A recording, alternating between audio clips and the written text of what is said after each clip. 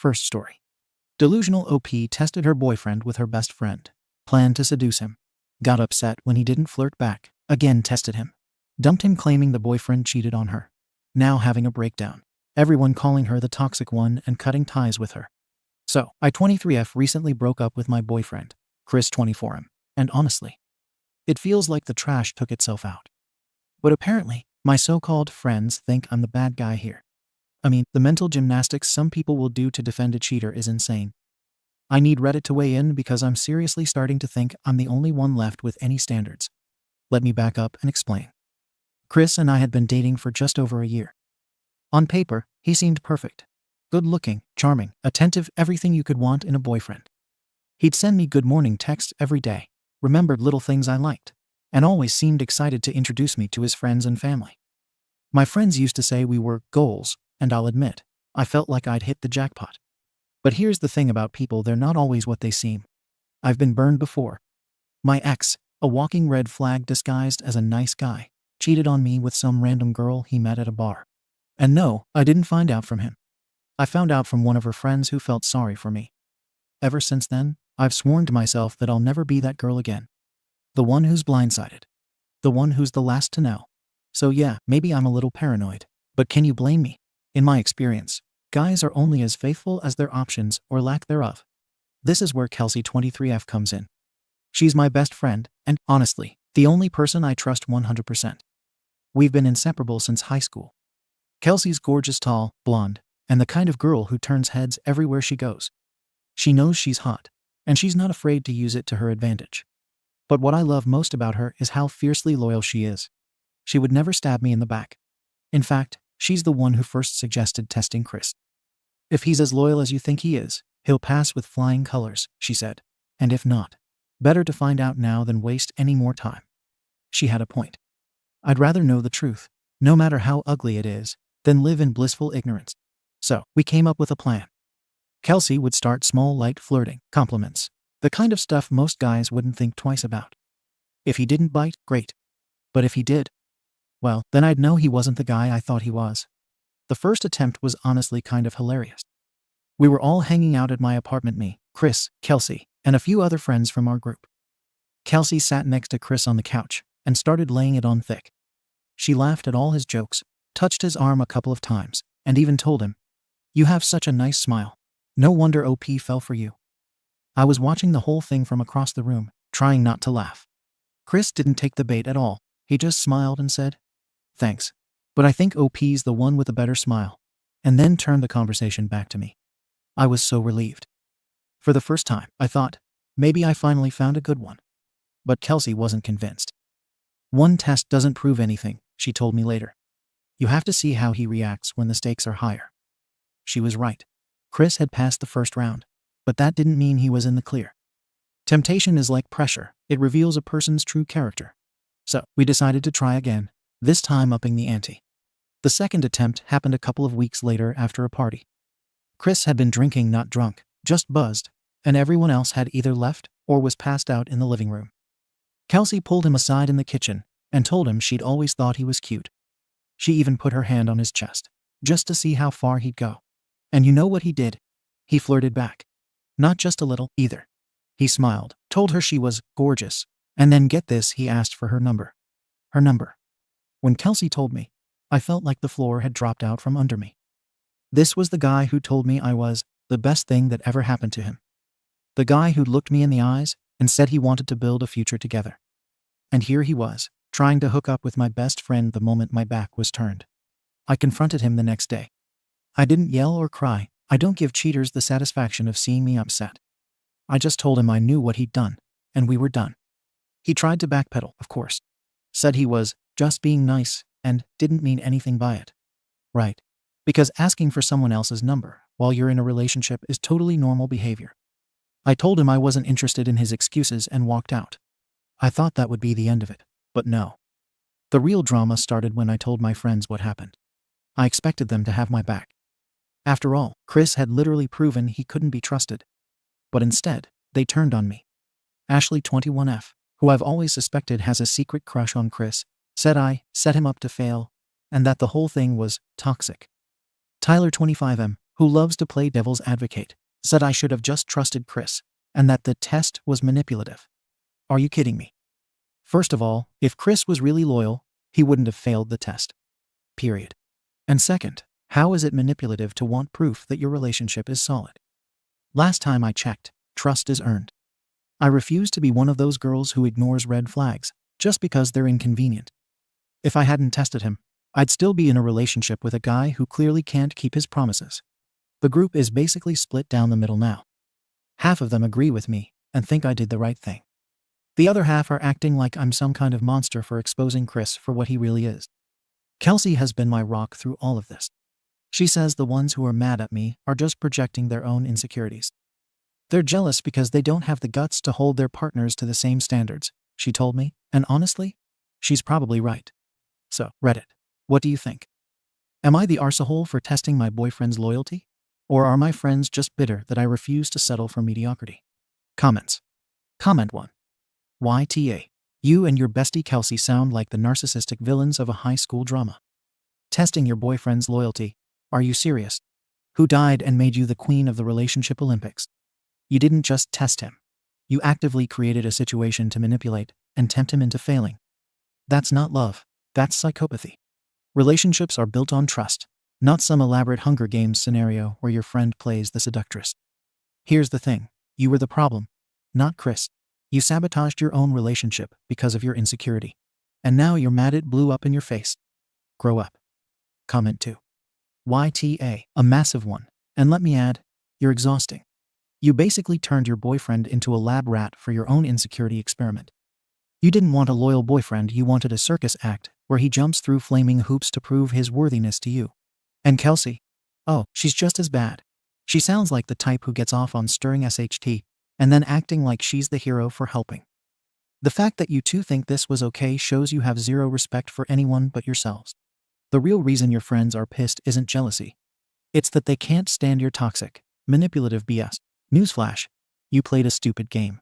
And now you're upset because you got stupid results. Good riddance, poor Chris. Comment 3. YTA.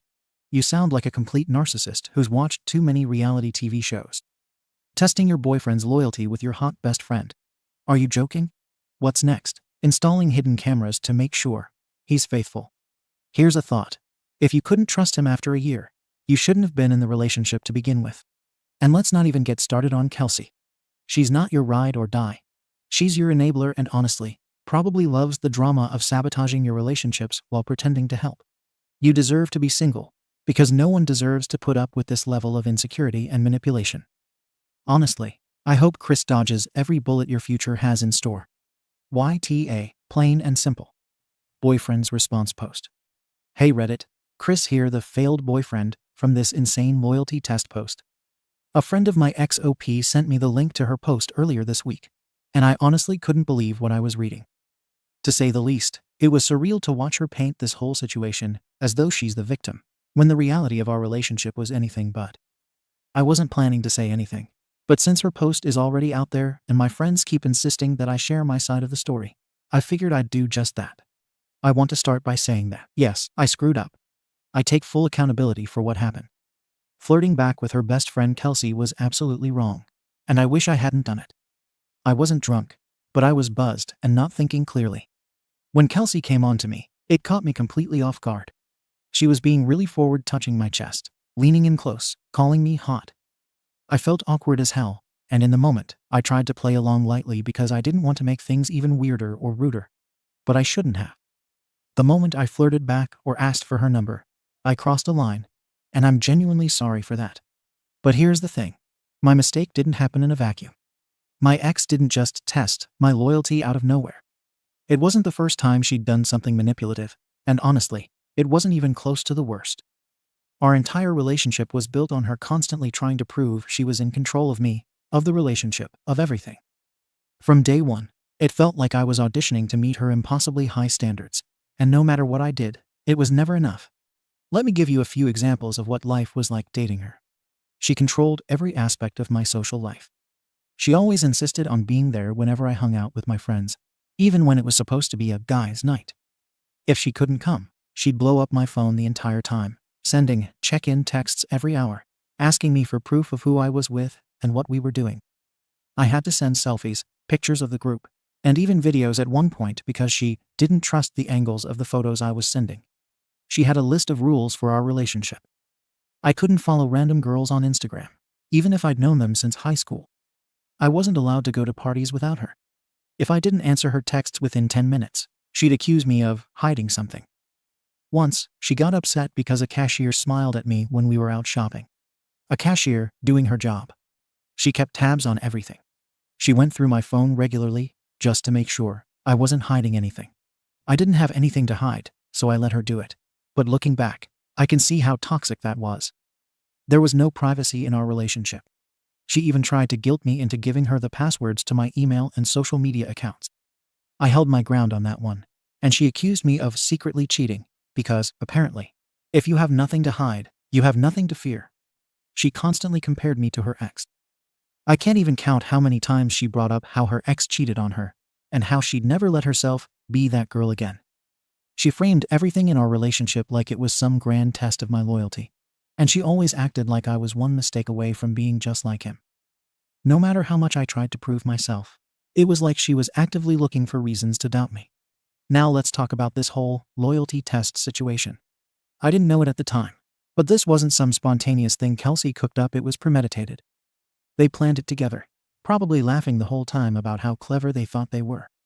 Kelsey didn't just flirt a little, she went full-on seductive. She told me she'd always thought I was cute, touched me constantly, and leaned in like she was about to kiss me. It wasn't subtle. And yeah, I fumbled. I flirted back. I shouldn't have, and I hate that I did. But looking back, I realized that no matter how I handled it, X was never going to be satisfied. If I'd shut Kelsey down completely like I did during the first attempt, they conveniently left out most of the details about. She would have just tested me again, upping the stakes each time until she got the proof she was looking for. I wasn't in a relationship with a person. I was in a relationship with someone who saw me as a project to manage and control. When she broke up with me, I didn't even argue. I was too exhausted to fight back. I apologized for flirting with Kelsey, admitted I was wrong, and just let her walk away. At the time, I felt like I deserved to be dumped. But then one of her friends, shout out to Ashley, the only sane person in that group, showed me her Reddit post, and holy hell, seeing the comments felt like validation for every crappy thing I'd put up with. Y'all absolutely tore her apart. Hundreds of YTAs calling her out for her manipulative behavior, her insecurities, and her toxic need for control. It made me realize that the problem wasn't just me, it was her. I've been staying quiet because I didn't want to add fuel to the fire. But seeing her twist the story to make herself the victim pushed me over the edge. Here's the truth. I shouldn't have flirted with Kelsey. That's on me, and I'll own it. But the breakup, that's on her. She didn't trust me, she didn't respect me, and she sure as hell didn't love me in a healthy way. Her post proves that. The fact that she had to go to Reddit for validation instead of self-reflecting on her behavior says it all. I haven't spoken to her since the breakup, and I don't plan to. I'm done jumping through hoops for someone who will never be satisfied. To everyone who saw through her BS and called her out, thank you. Seriously, reading your comments helped me realize I wasn't crazy for feeling trapped in that relationship. TLDR, I messed up by flirting with her friend. But my ex was controlling and manipulative throughout our entire relationship. Her loyalty test was just the final straw, and Reddit proved I wasn't the only one who saw through her toxic behavior. Second story. My boyfriend ghosted me after meeting my parents, and then my mom confessed she had an affair with my boyfriend while he was her student and asked me to break up with my boyfriend because of our age gap. My boyfriend Derek, fake name, and I met through mutual friends 6 months ago, and we immediately hit it off. He is sweet, funny, kind, and just generally a good guy. He is super extroverted, and I have never seen him dislike or not click with anyone. I mentioned him to my parents a couple of times, and they said they were excited to meet him. My parents live a road trip away, so I and Derek had to book a hotel nearby. About 2 weeks ago, we dropped all of our stuff in the hotel and arrived at my parents' house. My parents are the most welcoming people you'll ever meet. They have met some of my past significant others in the past and have always been warm and kind. Since both my parents and Derek are charismatic and welcoming, I thought that dinner would go smoothly, but I was wrong. It didn't start off too bad. My parents and Derek seemed a bit awkward, but I assumed he was just nervous. We sat for dinner, and my parents asked us a couple of questions. How did we meet? How serious is the relationship? Etc. I've never seen Derek stutter or hesitate before this dinner, but he did. As soon as I finished eating, he thanked my parents for dinner and said we had to go. It felt like he was rushing to get out of the house. When we got to the hotel room, he ran to the bathroom, and I heard him throw up. He said he felt sick, and he was going to head back home, but he insisted I stay and enjoy the rest of the trip without him. I agreed since I really missed my parents, and he seemed to want to be alone.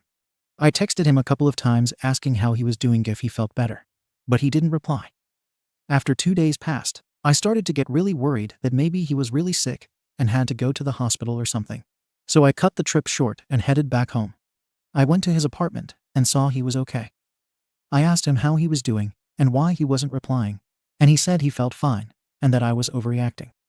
He told me he still felt sick and he wanted to be alone. I went back home and texted him asking if I did anything wrong and if our relationship was okay since he was acting so weird and cold.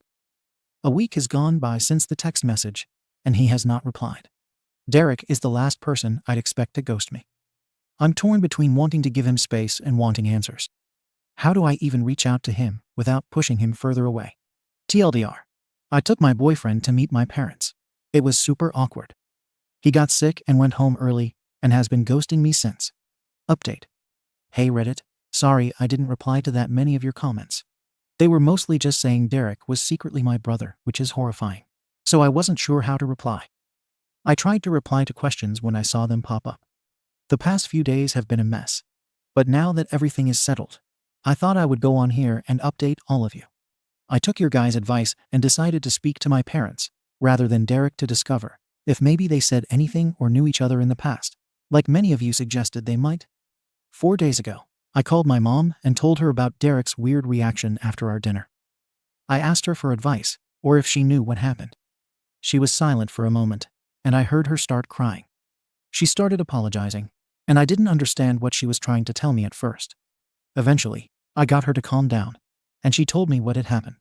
My mom is a high school teacher, and apparently Derek was her student in his senior year, and she told me that they had an affair. She didn't give me that many details, honestly. I don't even want to know.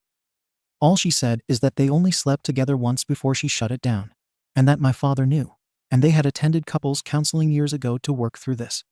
She cried a lot and said it was her greatest regret. Then she told me she wanted me to break it off with Derek because he brought back really awful memories, and she found the age gap concerning. She's one to talk about age gaps. But ultimately, she said it was a decision, and she didn't want her past mistakes to ruin my relationship. I went to Derek's apartment again, and he invited me in. He said he had to tell me something, but I stopped him and told him I had already talked to my mom and knew everything. He promised me he had no idea up until the point we had come over for dinner, where he immediately recognized her. He apologized for ghosting me and said he just didn't know what to say, and he was scared that he would ruin my relationship with my parents or maybe ruin their marriage. I forgave him, but told him that the whole situation was just way too messy for me, and he agreed. So yeah, that's how my past few days have gone down. Honestly, I do kind of miss Derek, but not too much since the whole banging my mom thing is a massive turnoff. Thank you for all the replies. I feel like I will never see my mom the same again. How can I work on rebuilding our relationship and trust moving forward? TLDR. My mom, a teacher, had an affair with Derek, who was her student back in his senior year. Because of this, Derek and I broke up. How can I work on rebuilding my relationship with my mom? Third story. I helped my best friend divorce her deadbeat husband, and she betrayed me by cheating with my husband while I was pregnant. So, I kicked my husband out of the house, divorced him, and changed my baby's name from his father's to another. Now, he is having a meltdown. I'm not letting him see my kids or letting him be in the labor room, and he is begging to lessen the child's support. This is a throwaway account because I'm so annoyed and need to vent. This will be a lot, so I'm sorry in advance. I, 28F, had been together with my husband, 27M, for nearly 10 years. We got married at 21, had our first son a year after, followed by our daughter 3 years later. I built my whole life around my family. We got good jobs. He worked full-time. I worked from home. We had a good home in a great neighborhood, and we put our children in good schools.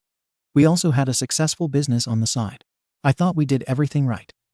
My best friend, since we were in middle school, lived close. We had our daughters around the same time, and we'd have playdates all the time. We leaned on each other a lot. I gave her all the support when she was going through issues with her daughter's deadbeat father and got her in contact with a good lawyer. I leaned on her when I was recovering from my traumatic second birth and the depression that followed. We leaned on each other for everything. 10 months ago, I found out I was pregnant for the third time. I was really uneasy about this because of my traumatic experience the second time. Also, my husband and I both agreed we were done after our 2 children. I considered abortion, but my husband insisted we keep it. I was still uneasy about the pregnancy and borderline miserable for the next 6 months. I was diagnosed with hyperemesis gravidarum and was throwing up 20 times a day for 6 months straight. I lost a ton of weight, had to stop working, and was sent to the hospital frequently due to severe dehydration. My husband stood by me and showered me with attention, for which I was so grateful. He cut down his hours at work to look after me, the house, and the kids. My best friend would come to our home frequently to check on me and also help with the house. When I hit 6 months, the hyperemesis gravidarum decreased a lot, and I was almost back to myself. One night, after having a movie night with my family, my husband and I were getting ready to sleep. He fell asleep right away while I quickly checked on the kids before getting into bed. His phone was vibrating like crazy, so out of genuine curiosity, I unlocked his phone. We used to do this a lot when we were younger, so I didn't think too much of it. I was already sitting in bed. I saw messages from my friend. They were frantic spam messages. One of them said, "Please come over, I need you." Another said, "I know I shouldn't be messaging here, but I miss you," and "Come over when she's asleep." I think I was there in a daze for nearly 5 minutes. I cried a lot quietly, and the fatigue kind of left me. I scoured his phone looking for more. I saw emails and DMs from them both, even using apps like Kik to message, and the pictures. But the worst part was finding out my husband left me one time in the hospital with my mother while he went back home, where my kids were being babysat by my friend, and got intimate in our bedroom, with our kids in the house. I kicked him out the following morning after confronting him and filed for separation sometime after. For the next 2 months, he had been begging for forgiveness, then complaining and insulting me that I'm not letting him see his kids, or that I'm stopping him from going with me to doctor appointments, which I had been. We had planned months earlier about who was going to be in the labor room. It was going to be my mother and husband. He called me when I was 35 weeks pregnant, questioning the labor situation at this point. He had moved in with my ex-friend's house shortly before this call.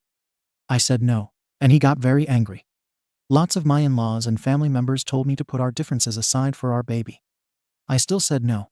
I gave birth to my son with my mother and sister present and didn't feel any regret about my choice. After my second traumatic birth, I just wanted to make sure this one was as stable as possible, which it was. We were going to name our child after his father, who passed away. I went along with it to make him happy, but changed my mind and picked a name I had always loved since childhood. This aggravated him even more, Ada, because I'm being guilt-tripped by many people right now. All I want is for everyone to leave me alone, and for me to just be with my kids. Edit. Just wanted to add that I do let him see the kids. That would be crazy if I didn't. My children love their dad. I just have certain boundaries now that we aren't together, and he doesn't respect them. He gets angry and says things that are categorically not true. He got to meet our newborn son hours after I gave birth. Update. So, I'm back after nearly a whole year.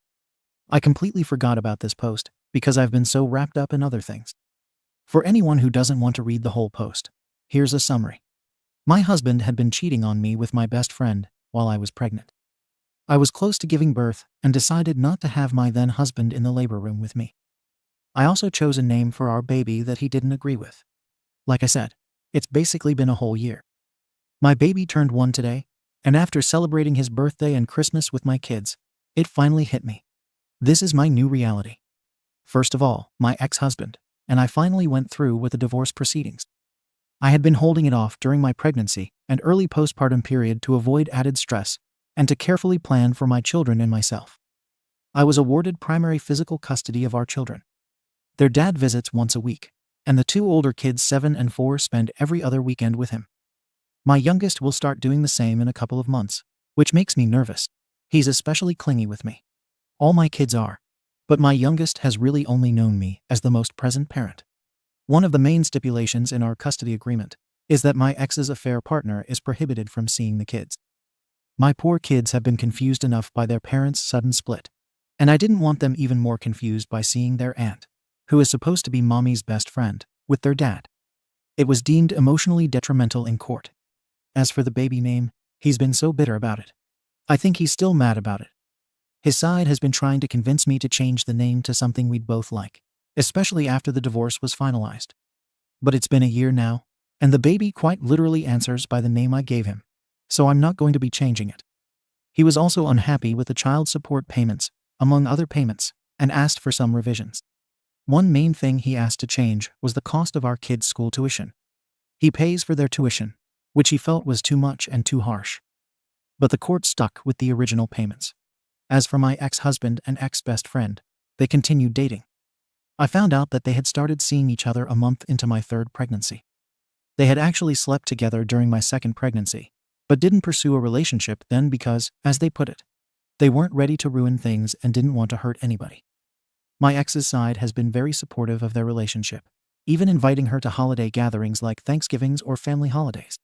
Because of this, my kids don't go to these events very often. I don't know. After this whole fiasco, I'm coming to the realization that perhaps my ex's side never really liked me all that much. But that's okay. I eventually spoke with my ex-best friend to ask why they did it. She claimed that they were just friends, but grew close while she was dealing with issues involving her deadbeat ex-boyfriend. Both of them insisted that my ex-husband just wanted to protect her, which supposedly turned into love. Hearing this hurt me a lot, but at the same time, I felt relieved to know the truth. When I sat with this information for a while, it stopped hurting. It made me realize that I didn't still love my ex-husband and could finally let go of him and their betrayal. They broke up a week ago. Apparently, it's just a break, though who knows. Although my kids go to their dad's house every other weekend, it has helped a lot with making time for myself. Obviously, I'm figuring out who I am without being a wife or mom all the time. In many ways, I find what happened to be a true blessing, which is why I'm no longer angry. As for me, I've been seeing someone. It hasn't been very long, but we get along great. Initially, my ex-husband made the whole situation difficult. He didn't want me to have any man, specifically, around the kids. Edit. I don't know how to do update posts, so my apologies if it's wrong. Thank you for watching the video. If you are interested in listening to these kinds of stories, we've got more in store for you. Simply subscribe to our channel, hit the like button, and share it with your friends.